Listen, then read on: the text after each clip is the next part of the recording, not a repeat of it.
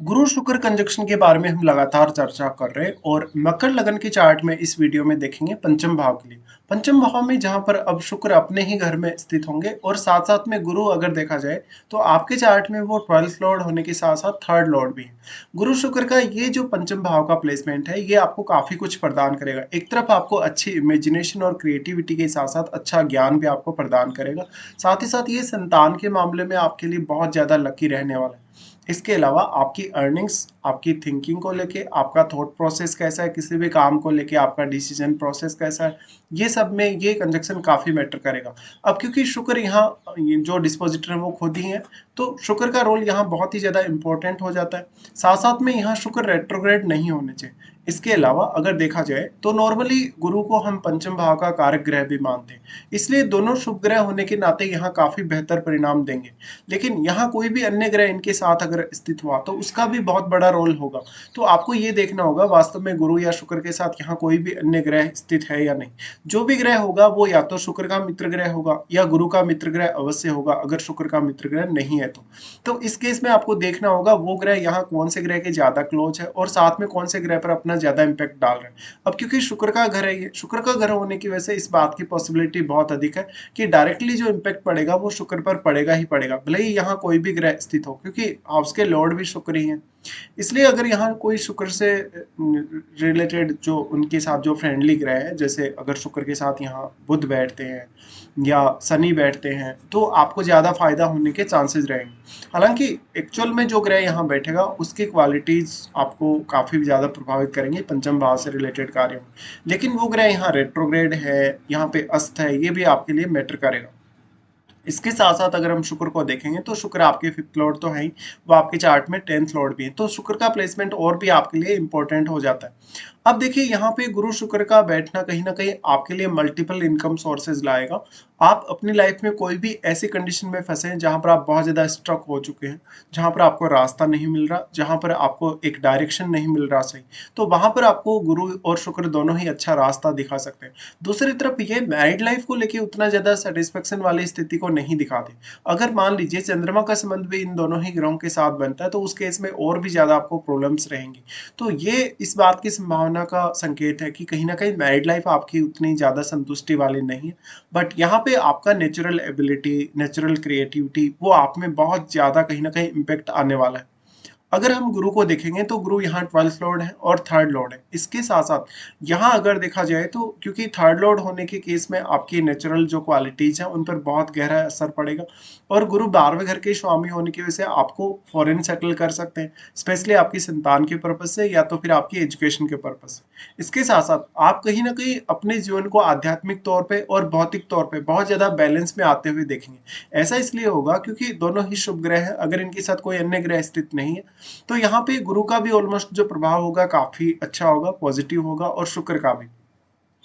तो यहाँ पे एक्चुअल में अब क्योंकि गुरु आध्यात्मिक जीवन को दर्शाते ही हैं, साथ साथ में बहुत ज्यादा धार्मिक जो रुचि है लोगों की उसको भी गुरु यहाँ दर्शाते हैं। साथ ही साथ वास्तव में आपकी एजुकेशन के रिगार्डिंग, आपकी संतान के रिगार्डिंग गुरु के रिजल्ट बहुत बेहतर रहने वाले। अब जब गुरु के साथ शुक्र स्थित होंगे तो कहीं ना कहीं आपकी लाइफ थोड़ी सी मिक्स्ड होगी, जहां पर आप अपने जीवन में आध्यात्मिक प्रोग्रेस तो देखेंगे ही देखेंगे, आप अपने जीवन में भौतिक तौर पे भी काफी ज्यादा प्रोग्रेस देख पाएंगे। बट यहाँ मैरिड लाइफ को आप कितना ज्यादा अच्छे से हैंडल करते हैं ये आपके ऊपर डिपेंड करता है, या पार्टनर से आप क्या कुछ एक्सपेक्ट करते हैं इस कंजक्शन के होते हुए। क्योंकि नॉर्मली ये देखा गया है कि पंचम भाव के ही स्वामी यहाँ शुक्र है, इसलिए मैरिड लाइफ में आपका जो पार्टनर होगा उसके साथ आपकी एक्सपेक्टेशन बहुत हाई रहेगी। लेकिन ये बात पुरुषों के केस में ज्यादा लागू होगी, जबकि स्त्रियों के केस में ये उतनी लागू नहीं होगी। ऐसा इसलिए होगा क्योंकि शुक्र वास्तव में पुरुषों के लिए उनकी वाइफ के कारक हैं, जबकि गुरु स्त्रियों के लिए उनके हस्बैंड के कारक हैं। बट ये घर जो है वो यहाँ पे शुक्र का है। और वैसे भी किसी भी पुरुष के अगर शुक्र पंचम भाव में स्थित होते हैं तो वो किसी ना किसी और की तरफ अट्रैक्ट होता ही है नॉर्मली। तो यहाँ भी कुछ ऐसी कंडीशंस देखने को मिलेंगी। अब अगर देखा जाए तो यहाँ पे जो गुरु है वो थर्ड लॉर्ड और 12th लॉर्ड है। थर्ड लॉर्ड होने की वजह से और 12th लॉर्ड होने की वजह से अच्छा इमेजिनेशन और अच्छी क्रिएटिविटी में आपको यहाँ फायदा मिलेगा, साथ ही कुछ अच्छी प्लानिंग्स करने के लिए भी। शुक्र यहाँ नॉर्मली आपकी क्रिएटिव टैलेंट पे ज्यादा प्रभाव डालेंगे।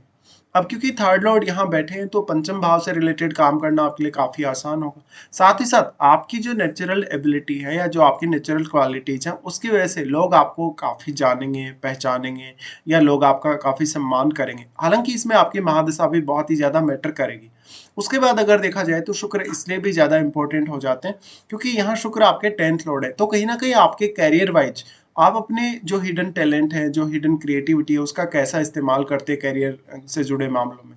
इसके साथ साथ आपकी जो नॉर्मली जो निर्णय क्षमता है किसी भी काम को करने को लेकर, वो भी इसमें काफी मैटर करेगी। दूसरी तरफ अगर हम शुक्र को देखते हैं गुरु के अलावा, तो गुरु और शुक्र के होने से एकदम ये एक कंप्लीट युति मानी जा सकती है, जहां पर वो सब कुछ आपके पास होने के चांसेस है जो आप वास्तव में एक अच्छा जीवन जीने के लिए, एक बहुत ही ज्यादा स्वाभिमान के साथ जीवन जीने के लिए आप चाहते हैं। यहाँ पे फिर अगर हम देखेंगे तो कोई भी ग्रह जो इनके साथ स्थित है उसका बहुत इंपॉर्टेंट रोल होगा।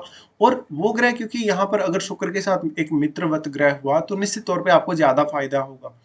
इसके साथ साथ अगर हम दृष्टियों के हिसाब से विचार करें तो गुरु का एस्पेक्ट सबसे पहले आपके नवम भाव पे आता है, जहां पर वो शुक्र के साथ बैठे हैं तो निश्चित तौर पे यहाँ आपको उच्च अध्ययन में काफी फायदा देंगे। साथ ही आपको लंबी दूरी की यात्रा में और धार्मिक कार्यों में भी काफी अच्छा साथ देंगे गुरु आपका। ऐसा जब तक हो सकता है अपनी कोई भी प्रकार का टैलेंट की वजह से दूर दूर तक फेमस हो, या उसका जो टैलेंट है वास्तव में वो बहुत ज़्यादा इंटेलिजेंट हो जातक और अपनी हार्ड लर्निंग के लिए वो कहीं ना कहीं लंबी दूरी की यात्रा करेगा। साथ ही साथ यहाँ जातक को अच्छे गुरुजन मिलेंगे या अच्छे लोग उसकी जीवन में गाइड करने वाले होंगे। इसके साथ साथ जातक के लिए ये संभावना बहुत अधिक है।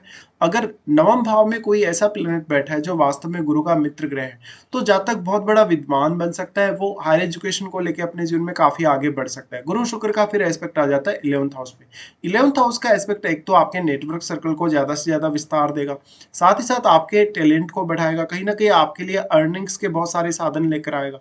इसके अलावा आप अपने जो भी धन के साधन है उसको बहुत ही अच्छे से मैनेज कर सकेंगे। फिर यहाँ से गुरु का एस्पेक्ट आ जाता है आपके लगन पर। अब देखिए यहाँ पे जो लग्नेश है वो शनि है, और अगर गुरु यहाँ पे एक अत्यंत शुभ ग्रह के साथ उसी के घर में बैठकर अगर लगन पर दृष्टि डाल रहे हैं तो गुरु यहाँ उतना नकारात्मक प्रभाव नहीं देंगे। इसके साथ साथ गुरु मान लीजिए यहाँ अगर रेट्रोग्रेड कंडीशन में हो तो भी आपको उतना नकारात्मक प्रभाव नहीं देखने को मिलेगा।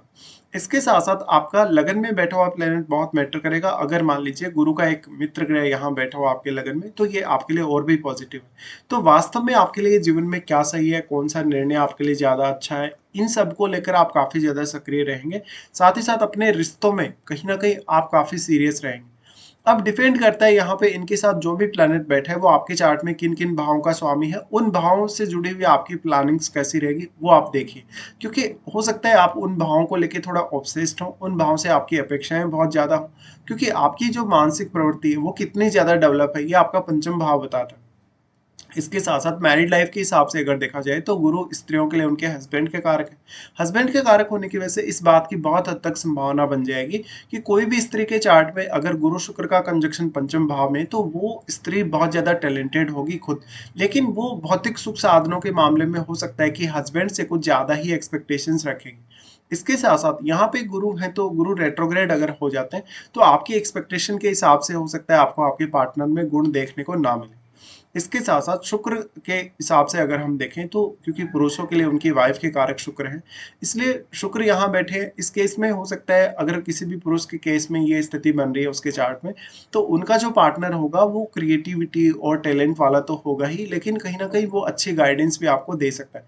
अब ये कंजक्शन नॉर्मली आपको पैसे के रिगार्डिंग कोई भी ऐसा काम करना, जैसे बैंक वगैरह में काम करना, फाइनेंशियल स्टडीज वगैरह करना, उसके लिए बहुत बेहतर रह सकता है। साथ ही साथ यहाँ आप अपने टैलेंट को किस तरीके से काम में लेते हैं, अपने डिसीजन कैसे लेते हैं, और साथ साथ में आपका क्रिएटिव टैलेंट, चाहे वो आपकी वाणी का टैलेंट है या किसी भी प्रकार का आप में टैलेंट है, वो टैलेंट आपका काम में कैसे आता है, किस तरीके से आप उसको काम में लेते हैं। साथ ही गुरु के रूप में यहाँ आपके पास एक अच्छी गाइडेंस भी आपको हमेशा मिलती रहेगी।